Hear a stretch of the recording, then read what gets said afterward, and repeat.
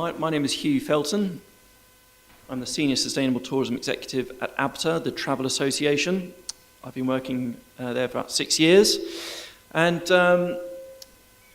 just before I sort of go into a bit more detail, I remember working in Madagascar for a year, doing conservation work for a sort of gap year stroke conservation organisation as the country coordinator.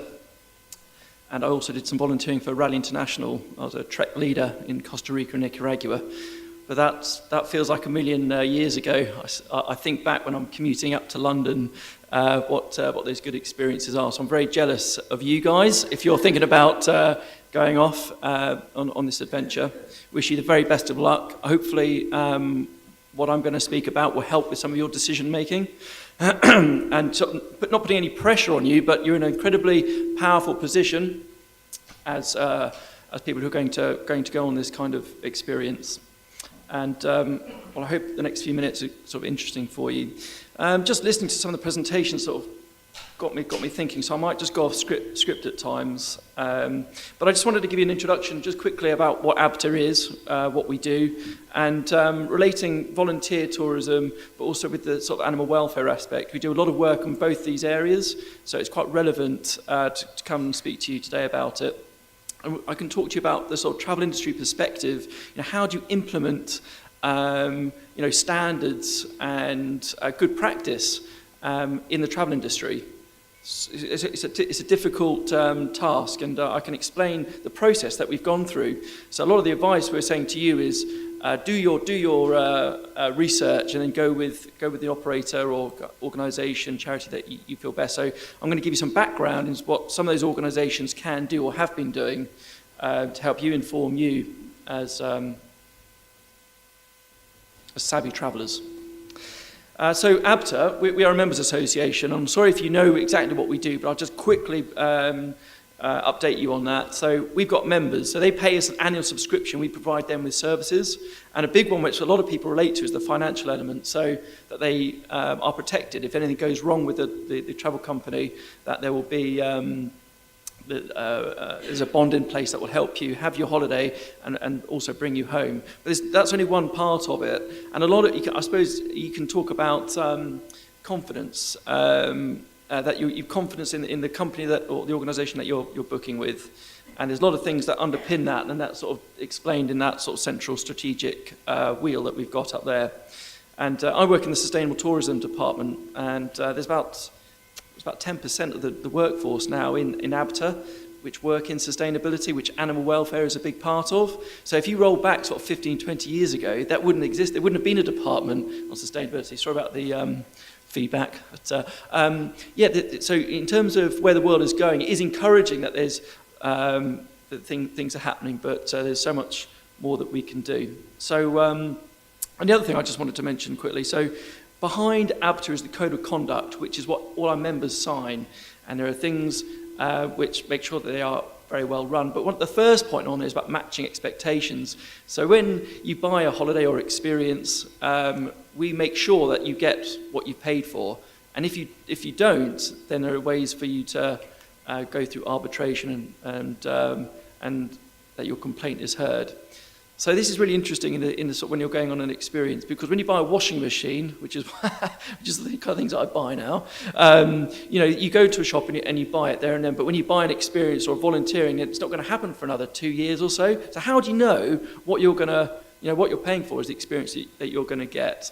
So that's where ABTA comes in. So, but in order to be confident in this organisation that you're booking with, animal welfare is a big part of that. And we can talk a little bit about how detrimental it can be if you don't manage these areas properly as an operator.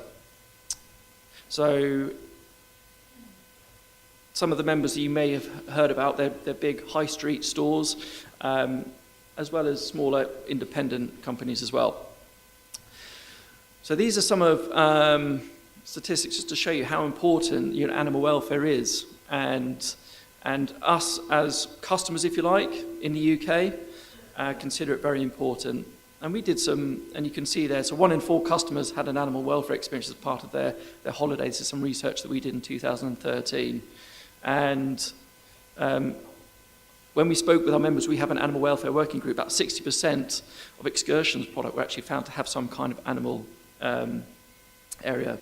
But also, it's very high profile as well, and there are certain issues that are on the radar. Elephants, orca, cetacea, dolphins in captivity, and also having a photograph taken next to dangerous animals.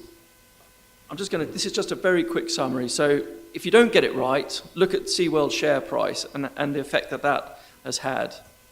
And then this is just a cutting from a travel industry news article. In December, announces hundreds of redundancies. So this is just a publicly very high-profile situation that you can show. If you're not in line with latest customer trends and perceptions, then you're going to suffer. But I just want to talk to you about how do you develop an approach around animal welfare. So back in 2011, we started the process of actually developing guidelines. Now I've got a copy here. So when you're out and about, come and have a look and have a look through. So it's a big piece of work, and in fact we partnered with Born Free Foundation, and I've sat in. I'm introducing to Daniel after myself, but I've sat in rooms for hours working with Daniel and Born Free Foundation, and also through a wide stakeholder process to establish exactly what is good animal welfare and what does it look like in the travel industry. What are the minimum requirements that we need to be setting as a standard? So that's the first point, and then the second one is, right, how do you implement it? How do you make sure that you're actually working to these standards all the way through your supply chain? And in those guidelines, you have minimum requirements, and then there's also unacceptable but also discouraged practices. So there's a big variation, isn't there? And the different types of species, the different types of activities and interaction with animals is vast. And so tackling this is quite a big piece of work. The guidelines are split up into these bits here.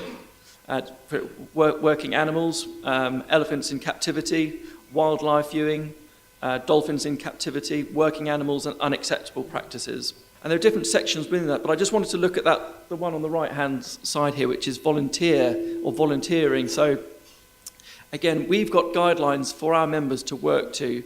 And again, it's not just us sitting down and saying, right, well, these are the standards.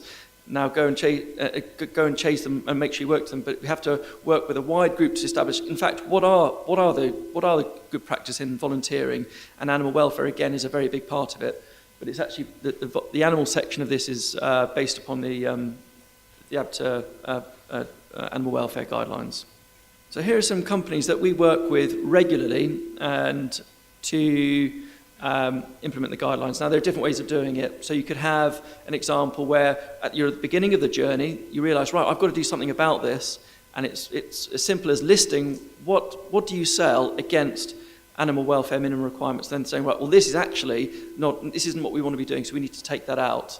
But if you're a larger company and you're working with lots of different suppliers, it's having a system in place whether it's an automated an email system where if you're placing a destination where you would actually respond to a set of questions, and that's a way of assessing whether they meet the guidelines, and then you can act accordingly. And then the third way is to actually contract a professional organisation to come and audit on your behalf and then give you the results. I know that animals is a big part of volunteering. I think that this is what we're here to talk about, but there's a bigger picture, isn't there, about all kinds of volunteering, and we've had to look at working with children. What are the parameters around making sure that you have a positive impact? And so that's a big area to look at as well. And I often get told because we speak with lots of different people from lots of different backgrounds that who are both very positive and critical around it. And some people would say to me that the path to hell is what's the expression? Yes, it's paved with good intentions, but which is good at some point. It keeps you on your guard, but it's quite difficult then to interpret that, because it can put you off actually having a really good positive impact on some of the work that you're going to be doing. So I take those comments and use that to motivate myself when I do volunteering and when I did volunteering in the past, to really try and make sure that you do all the checks that you can do to make sure that you have a really positive impact. And if you do that, then you will, I'm sure. And the other thing is that my heart goes out to people who sign up to certain experiences with the best intentions, and they've done their research, but as trends change or perceptions across the world changes, and more information comes to light, that you realise, well, was the activity that I did, was it actually contributing now that I've understood this might have led on to certain activities? And it's a very difficult situation, and we're in that position where things do come to light, and then you have to respond to them, and you can't sort of back away from not doing anything, because what happens in 5 or 10 years, in case that comes out as a negative impact, you can only base your activity or what you want to do on the information around you. So, don't feel too guilty around it. You've got to get out. You've got to get out there. Go and do it and make the best decisions. But there are authorities out there. ABTA is one of them. So to look out for those types of accreditation, ask questions, and email us if you have any inquiries. So lots of positive vibes. Good luck, and thank you.